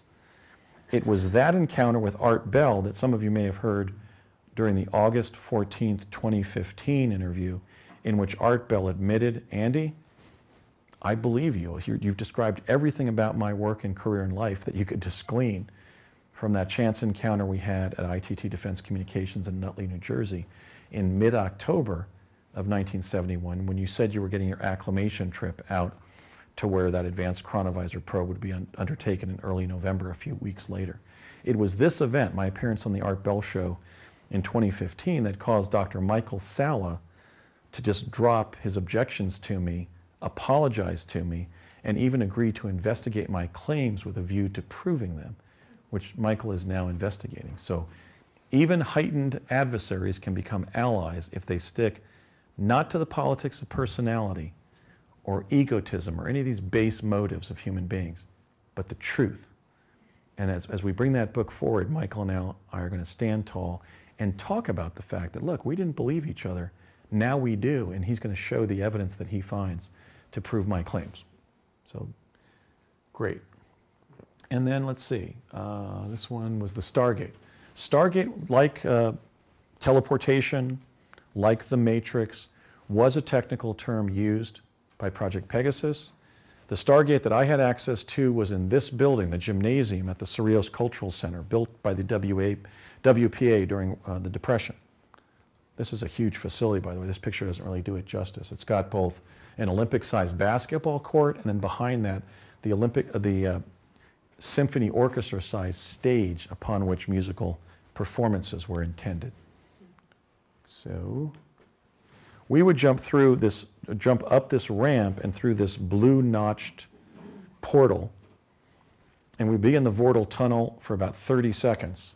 And then we would come out somewhere, either really close to this building or even within a mile of it, like a half mile, this huge R&D park that had these beautiful green glass and sort of polished steel walls. We would walk in, it was all engulfed with houseplants, as if some discovery is made that the oxygenation from houseplants is very beneficial for human health, or then became necessary to aerate an interior environment. The young people working there was sort of an avatar effect that had taken place. They were very tall and healthy looking. And some of the mid-career professionals there who weren't so tall and Laura Eisenhower-esque, as it were, or Avatar-esque, looked less healthy than the young people working there. That's always true. because age and poor health are positively correlated. But there was a marked difference in the height and the appearance of some of the young people, as if advances in neonatal or prenatal and neonatal care and nutrition and genetics had made the next generation appreciably taller, thinner, and healthier. I was given these canisters that had digitized summaries of past events. I then went into a conference room, jumped through at the wall. I had to learn how to run at the wall and not fear that I would knock myself out, because the teleporter was recessed into the wall. And we would then start popping into view in the Lobo Overlook site, which is 3 miles due west of the Continental Divide sign up Highway 160 in southwest Colorado. So we were bringing a history of the future back to the U.S. Defense Department utilizing a Stargate device. A Stargate is simply a teleporter that sends somebody for a long distance in time. I mentioned the plasma confinement chamber of Dr. Sterling Colgate. We would walk into a door here. There was a line on the floor here.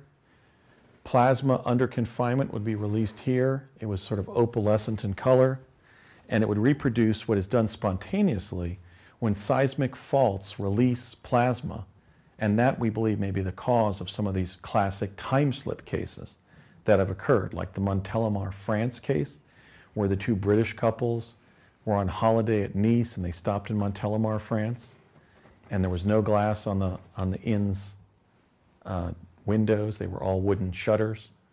The barmaid didn't know the modern French word for motorway.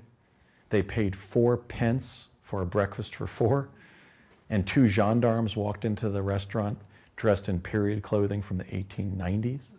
Okay, you know you're in the past when that kind of stuff starts happening. Well, anyway, the plasma confinement chamber was basically almost a miraculous way that Dr. Colgate found to temporarily embed somebody in a past event based on this sort of time slip, this quantum field effect where the radioactive plasma sort of embeds you in the past. Where did he send me? To Gettysburg, Pennsylvania, on the day that Abraham Lincoln gave the Gettysburg Address. Here I am, Basiago. I don't know if I'm going to be president, but here's time traveler Basiago. And Abraham Lincoln had just arrived on the stage over from the right side of the dais on horseback. He came down a small parade down Baltimore Avenue from the Wills Hotel with David Wills and others. My father had said back at the lab in East Hanover in 1972 that Lincoln arrives here, and I thought my dad meant from here. In fact, he was coming down here in the back of the cemetery, and I must have missed him. This is actually the front of the cemetery. Lincoln was dedicating the area north of the civilian cemetery, the Evergreen Cemetery, for the federal fatalities during the war. And so he was consecrating this whole broad area here north of the Evergreen Cemetery. He got off of his horse over here. This is not him, by the way, but he was here. And I missed him because I had gotten too much attention up here. And I decided to walk 100 paces from the dais here and put my right foot like this and my left foot like this, because we were trained to be inconspicuous, and I didn't want to show the adults around me that I was wearing size 14 men's shoes, a Union winter parka, which is an adult issue, it's a smaller adult issue, and a cap and the shoes and jacket that had been given to me by a man named John Lawrence Burns at a millinery shop in town. When I was standing like this to avoid being noticed, I was just waiting for them to take me back in time, back to 1972. I saw the photographer setting up on a small stepladder right here. I turned my head and looked at him as he looked out from underneath his photographer's canopy. He went back under his canopy. I turned my head and I began tingling before I sensed he had taken the picture. Now, I described all this before this photograph was analyzed. Well, let me tell you what the analysts found. Unlike other Civil War anomalies, Civil War photographic anomalies, you can see my right eye socket and my left teeth in the photograph. You're not seeing me blur out of focus. You're seeing me being X-rayed. Well, why is this proof that this is a time traveler from the future? Because the Polish chemist Marie Curie and her French husband Pierre Curie would not discover radium, which is at the foundation of X-ray, for years. In fact, she wouldn't be born until 1867, Madame Curie. Okay, so I had done public lectures like this, saying, Lincoln had just arrived. The hair went up in the back of my neck when I heard this incredibly enthusiastic cheer for Lincoln. It was like women crying, men shouting, children laughing, people playing musical instruments. It was just this throng of about 1,000 people just going, hurrah, when they saw Lincoln come onto the stage. But he had just come onto the stage, so he must have tipped his hat and sat down. It was in that attitude that the picture was taken. But I was already tingling from disappearing from view when I know the photograph was taken. I must have described that in 20 or 30 lectures before we then analyzed the photograph and found that you can see the interior of my skull in the photograph. Now, I'm sorry. I like to say to people, if you don't believe me, you have the sovereign right not to make up your own understanding of the reality and be absolutely wrong. Yeah, I've got the data. It's right here. It's right here. It's been here all along. This is the first known photograph of a time traveler from the future. I was that time traveler. I would go on to be informed by the CIA that I'm a future president. Don't know if I'll make it. I'm going to try. So this is a very strange photograph. First, until 2007, the only known photograph of Lincoln at Gettysburg the day he gave the address there. The first known photograph of a time traveler from the future. The first time traveler from the future photographed and then confirmed as being that figure in a photograph by a CIA analyst who, my dear old dad, when I took this photograph to him, I said, look, Dad, when you all sent me to Gettysburg, they got a photograph of me. And he looked at it and he said, yep, just don't talk about it. Later, when I was 15, and I said, why didn't you all send me to Dealey Plaza to see who shot President Kennedy? Then as now, I'm a tremendous admirer of President Kennedy. And I think his death was, at that age especially, was terrible. And he said, because you would have been seen. There were so many still and motion picture cameras in Dealey Plaza that it would be a threat to operational security. So we decided not to send you. In fact, the picture at Gettysburg wasn't supposed to happen. We goofed. They got you. They got you time traveling. Here's some other strange details. My fellow Mars jumper, I'll talk about my Mars experiences tomorrow, William Brett Stillings, is the great nephew of the photo analyst at the Library of Congress, Josephine Cobb, who in 1951 took a magnifying glass and found 2 pixels of President Lincoln's head when he was sitting down, back on the dais. Some people say they can see this strange, tall, gray ET-like figure right next to me, like looking at, oh, am I having the opportunity to watch Andy time traveling to Gettysburg during the advent of time-space exploration on Earth? There's something standing next to me, or it's a very strange kind of truly, optical illusion from the crowd behind it. I don't know what it is. It could be some kind of multidimensional being, but I'm undecided as to whether it is. But there's a couple of other strange coincidences here. What I'm holding in my hand here is a rolled up piece of paper that my father gave me in the event that I needed aid and assistance in the field. It was a letter to Navy Secretary Gideon Welles. Well, as you can see in the attitude I'm in before disappearing from view, because I am disappearing in this photograph, I'm still holding the cylinder, meaning I never used the letter of assistance.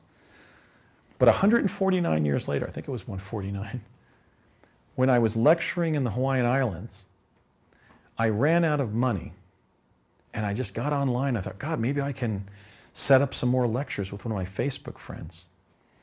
I contacted the first Hawaiian-based Facebook friend I could find, the wonderful Janet Kira Lesson.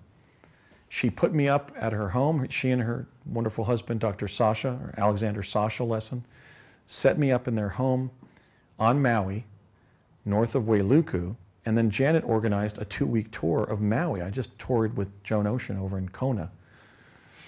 And she bailed me out, and I got home. I got back to the mainland based on my earnings as a lecturer. And it wasn't until I was lecturing on Maui under her auspices that she said, Andy, wait a minute, stop. I said, what is it, Janet? Okay, you were holding a letter to get aid and assistance in the field from Navy Secretary Gideon Welles, correct? And I said, yes. And she said, and when you needed aid and assistance then, well, you didn't need any then, but you recently needed aid and assistance in the field, correct? I said, yeah, you put me up in your house, you organized a lecture, we split the take, you know, I was able to buy an airline ticket to get back to Los Angeles, go back to Washington State and resume my law practice. You saved me. It was the only time in my life somebody saved my bacon in the field, right? She said, well, I have to tell you something, Andy, and everybody here. I am a direct lineal descendant of Gideon Welles, the Navy Secretary for Abraham Lincoln. So this is a quantum photograph of the strangest nature. Here I did get aid and assistance in the field from the household or family or dynasty, as it were, of Gideon Welles, Lincoln's Navy Secretary, but it was like his great-great-great-granddaughter, Janet Carroll Lesson. And there's other coincidences. So this picture continues to yield bizarre synchronicities that mean something.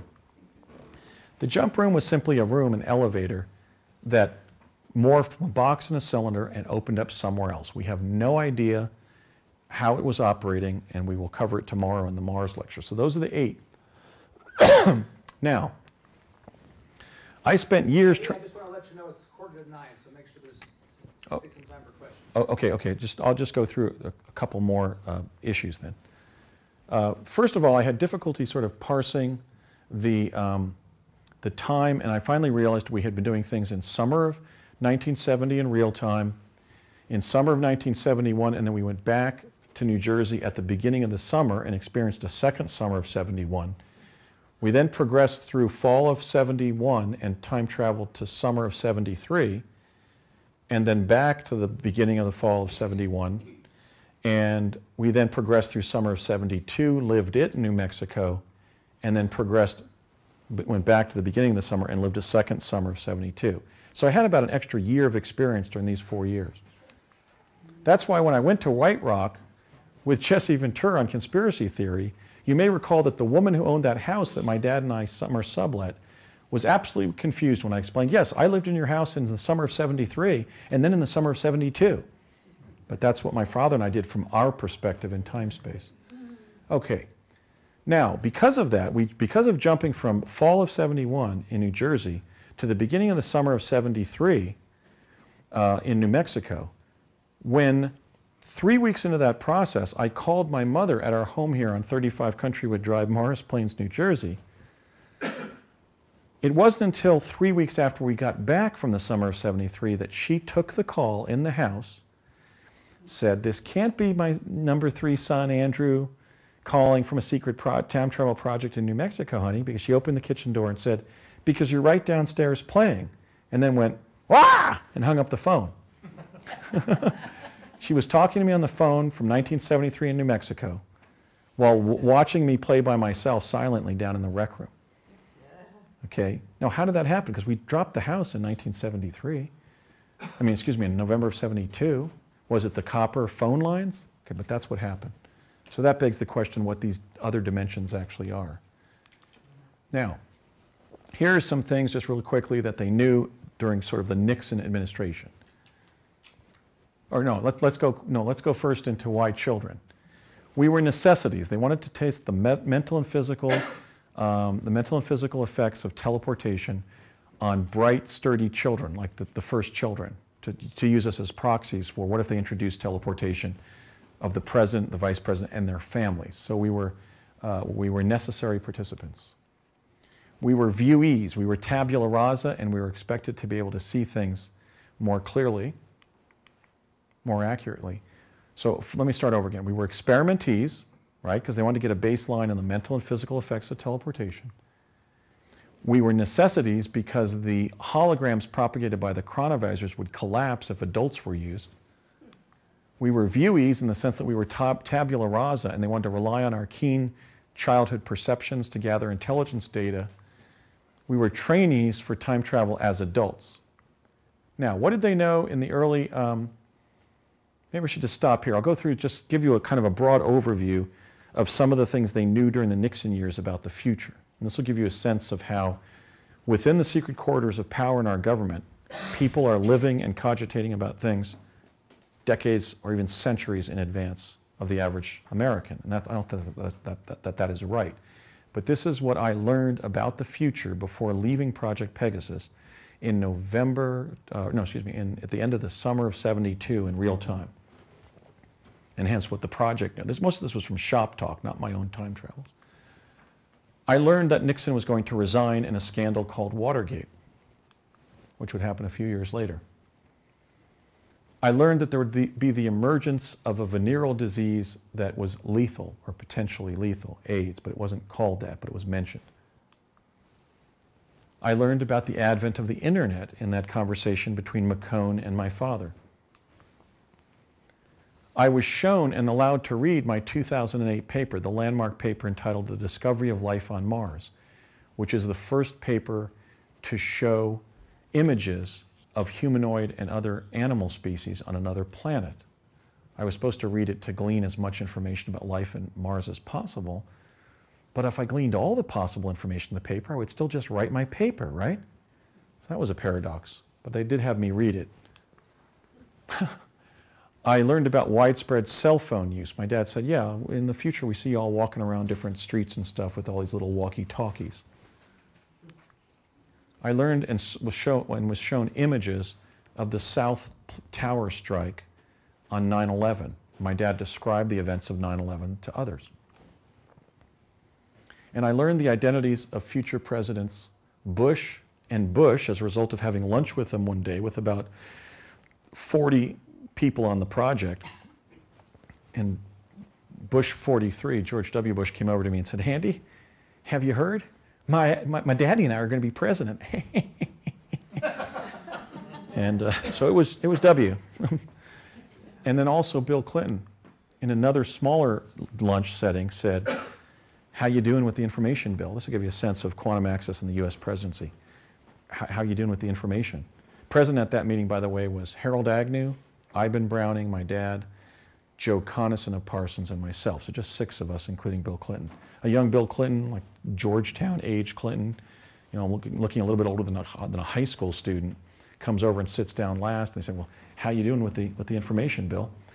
And he goes, well, I know you're all attached to the atomic research community, and I know you're always, as such, you're always doing amazing things like building more destructive nuclear weapons and whatnot, but sometimes I have to get up in the morning and pinch myself, and I say, me?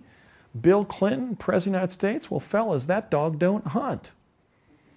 Okay, so anybody can go as far as they want if, as a Georgetown student, Bill Clinton said that about his relatively successful 2 terms as president. I mean, notwithstanding the Monica Lewinsky scandal and other defects of his presidency, Bill Clinton was a successful president. He was the only one in the 20th century to leave office with a surplus, and our country relatively prosperous and at peace. But that's okay, that's what he said. Anyway, just to end, my 3 most remarkable moments that I cherish were seeing the images of the crucifixion and learning from my father that they also had images of the resurrection. I'm not proselytizing, I'm just passing on what happened. Going to Brooklyn Heights in August of 1776 by the Defense Department of the Nixon administration and advising General George Washington to retreat his troops immediately from New York Harbor. Somebody tell David McCullough that's what actually happened. That solves the mystery of the retreat from New York Harbor. I was the errand sent on that mission. As Washington had long described as his meeting with angels during the Revolutionary War. No, he met with me and some of my young peers on Project Pegasus. We told him that if he didn't retreat his troops immediately from New York Harbor, he would win the war, he would lose the war, but that if he did, he would win the war. It would end up in the founding of the greatest nation in the history of Earth. He would be known as the father of his country and an important first president, because of course there were all the ones under the articles before him, and that its capital city would be named Washington in his honor. And when I showed him a hologram on a piece of paper, he got up and said, I shall order the retreat immediately. Okay, so meeting Washington as he appeared in life, very unlike he's been described. He's a pretty normal-sized guy, very kind of professorial looking actually, was quite an honor. And then having a discussion about my teleportation experiences with my favorite singer, Jim Morrison, in a bar in Albuquerque, was also kind of a great historical treat for me. So ending on that note, I would just like to say that there were a lot of synchronicities like that during my experiences, like meeting, you know, my favorite singer from the Doors at a bar, and him being the only person on earth, Jim Morrison, to by questioning me, learn that I was time traveling for the government. And I'm reminded of the phrase that the Colombian novelist and Nobel laureate Gabriel Garcia Marquez said in regard to his book 100 Years of Solitude, which is, I'm not making up things with which to imbue ordinary life with metaphysical profundity. Ordinary life is full of metaphysical profundity. So, and we also think of the idea of the contemporary physicists that the world is not really a machine, but an idea, not a noun, but a verb. And so in closing tonight, I would just like to remind you of that fact, that we're not bound by the limits of time-space. We're not bound by what we believe is the limits to our own consciousness or our own creativity or accomplishment. If the only person on earth to discern that I was time traveling could be Jim Morrison, my favorite singer, then there is a metaphysical depth to this great idea that we're living. And hence I would urge you to have the best dream that you can have. Thank you, and God bless you, and thank you for coming tonight. So I'd be happy to take some questions, but we have to leave it at 9. Alan?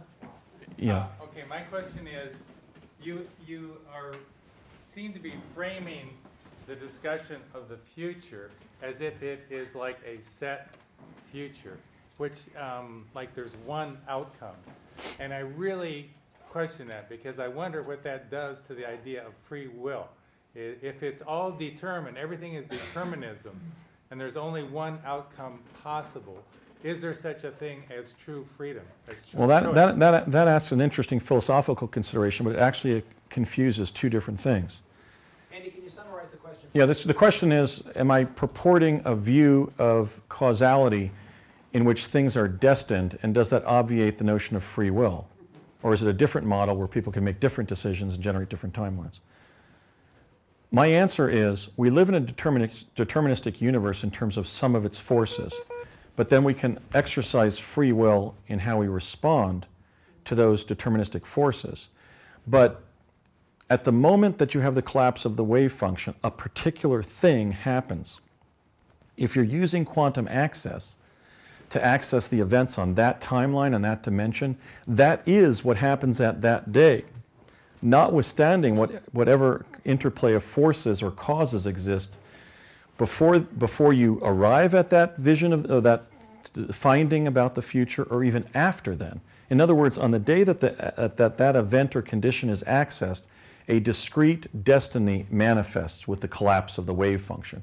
So your analysis confuses the exercise of free will in the moment as a result of our response to deterministic forces with a kind of another consideration that's different in not just in degree but in kind, which is what all those forces do, all those causes do, that result in a particular thing happening at a particular moment in time that can then be discerned years in advance of it as a result of quantum access. So I would urge you to kind of modify what's actually going on there. One involves your response to your use of free will to respond to universal forces. The other is what actually happens at that discrete time and place. So that's my short answer on that. That's certainly worthy of a PhD in physics or epistemology or something. Anybody else? Ma'am? Did you encounter parallel timelines where things, following his remark, when things happen differently? Did I encounter parallel timelines? Yes. I just demonstrated one, which is when I jumped from fall of 71 to summer of 73, I spoke with my mother while in 1973 on another timeline. She took the call in fall of 1971, 3 weeks after I went back, so that when she was in the kitchen talking to me on the family's telephone, she then saw me on another timeline down in the rec room in her time and space, time and place, which was then about December of 71. So that literally encapsulates the intersection of two adjacent timelines. So the answer is yes. And really all of the places we went to in the chronovisors were alternate timelines. because there weren't any Civil War battles in New Jersey.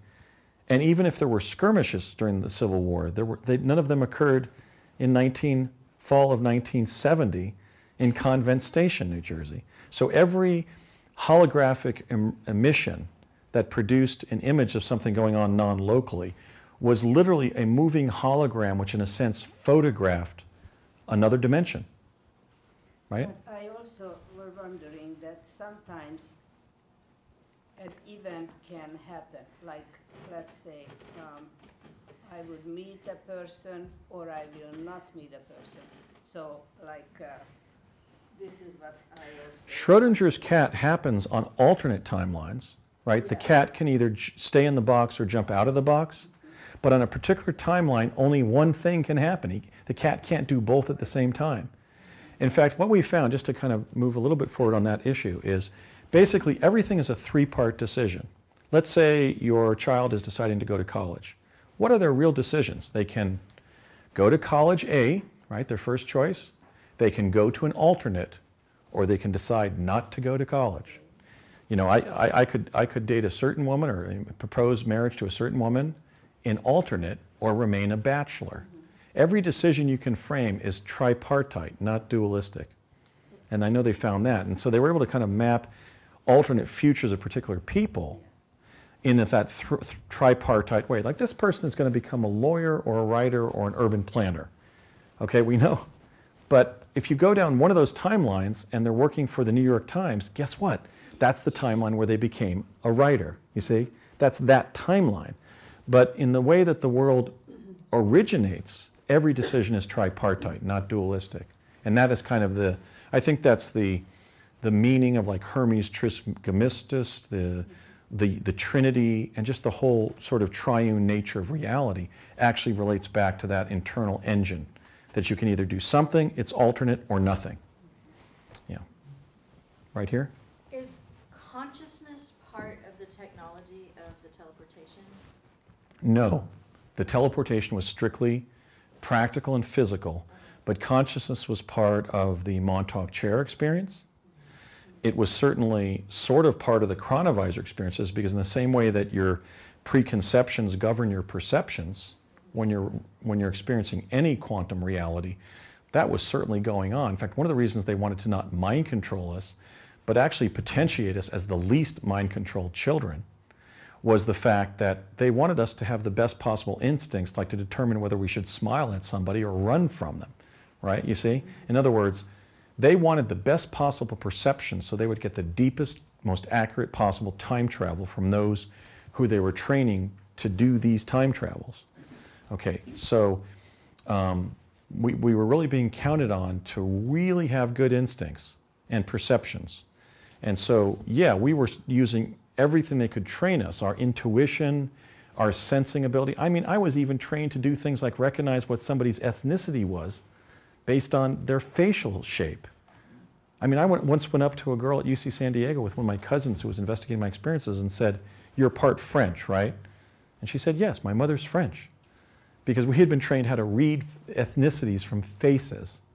Okay, so things like that, just very obscure things, and all kinds of survival problems. I used to sit, and, you know, you'd have the survival problem, like you're stranded on the moon and your pistol becomes a propellant. You know, those problems. I had thousands of hours of those, so there was all kinds of training like that. But at the end of the day, they wanted us to really almost like meld our consciousness with what we were interacting with in the chronovisors and other forms of time travel, but then bring it back and be able to kind of parse everything that had happened accurately. So it was pretty exhausting service. I mean, I was usually spent after even like 15 minutes to 60 minutes in the field. It's very, very arduous service, and usually safe, but sometimes scary as all get out. Is that one right there, please? Right here? Where did you find the picture of the little boy at Gettysburg? I initially found it in a popular magazine, either Life or National Geographic, in a stack of old magazines that had been donated to my family by the Cunningham family across the street at Countrywood Drive in Morris Plains, New Jersey. And I found myself in the Gettysburg picture, and I took it to my dad and said, "Look, Dad, you got a picture of me when you sent me to Gettysburg. They got a picture of me when you all sent me to Gettysburg." And he looked at it kind of judiciously, kind of pursed his lips and said, "Yep, but don't talk about it." And then when I was 15, we talked about why they didn't want to send me to Dealey Plaza, because I would be seen. So that was what was known as a threat to operational security. One of the time travelers was photographed in the past. Now the question becomes, and this really goes to the whole issue again of predestination. When I left spring of 1972 in East Hanover, New Jersey, to go back to November 19th, 1863 in Gettysburg, did the photograph of me, did my presence in that Josephine Cobb image already exist? Or did I then place it there in every copy of that image on Earth when I went back to 1972? Who thinks it existed before I even left for Gettysburg? Okay, who thinks it was put there by going back to Gettysburg? Well, the original group has it. I don't think we got much buy-in on the second possibility. Actually, because I was there from the perspective of 1863, this boy appeared there and got into the photograph. I was always in the photograph. All I had to do by going back in 1972 to 1863 was close the loop of causation. I had to close the loop of causality that created my presence in the picture. But because I was there from the perspective of 1863, when I was born in 1961, 10 years before I went back to Gettysburg in 1972, every copy of that photograph on Earth already showed me there.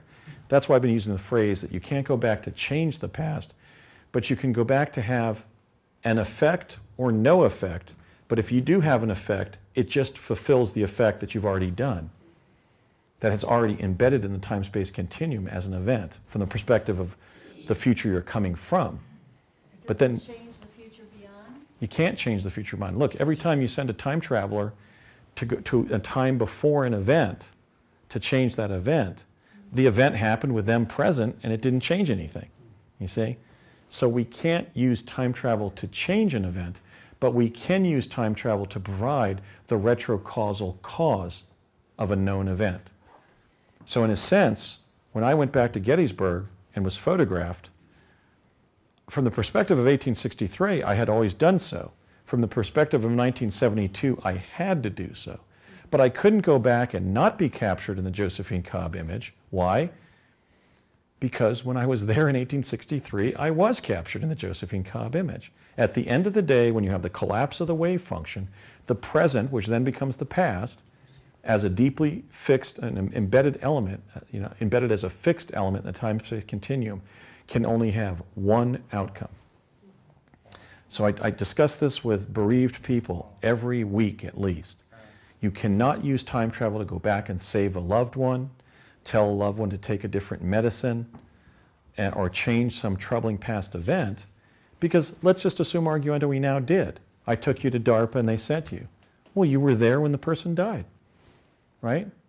You were there because we sent you now back to the time you wanted to get to change the past event, and it didn't work.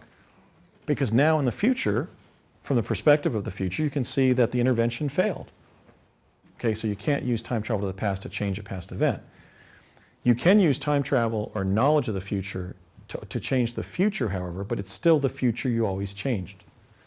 I'm sorry to say. So the key is that when an event happens with the collapse of the wave function, a present event gets embedded in a past or future event as a fixed element in the time-space continuum, notwithstanding any desire by anybody there from the past or future to change the known outcome. Because what happened, happens. I know it's a mundane explanation, but that is in fact the explanation to that paradox. Maybe one quick last question? One more.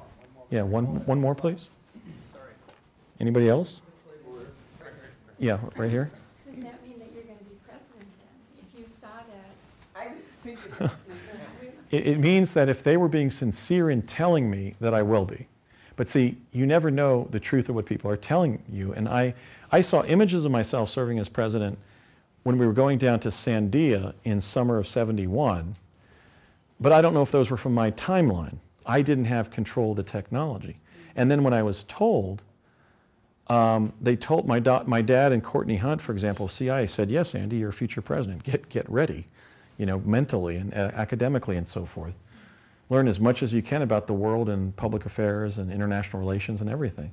But then again, I didn't have the data that they had.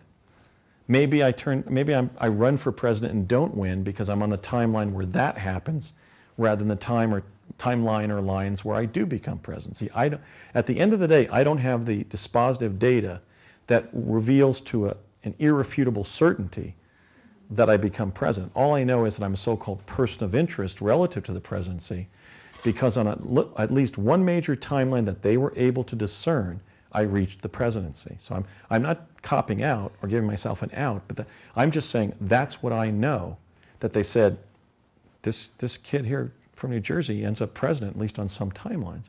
But for example, they may have told my dad that before the Mars training in summer of '80, because somebody who does reach the White House on our timeline was in my training class, Barry Soetoro, who then became the 44th American president, Barack Obama, utilizing basically a stage name from his mom's former classmate, Barack Obama, you know, in the manner of a Pan-African professional name like Malcolm X. Okay, so I'm getting off track here, but I'm saying that I really don't know. All I know is that I've got a shot at it. Right now, again, I'm having difficulty with my eyes. I recently had some health problems with my pulmonary function. So if I get fully healthy and recover really good vision, I'm going to take a hard charge at it.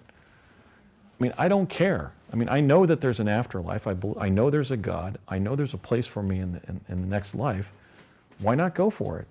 Let's recatalyze this great American civilization. Let's go for it and create utopia rather than different versions of dystopia. So thanks you for coming, and I appreciate your support if you'd like to vote for me. Thank you.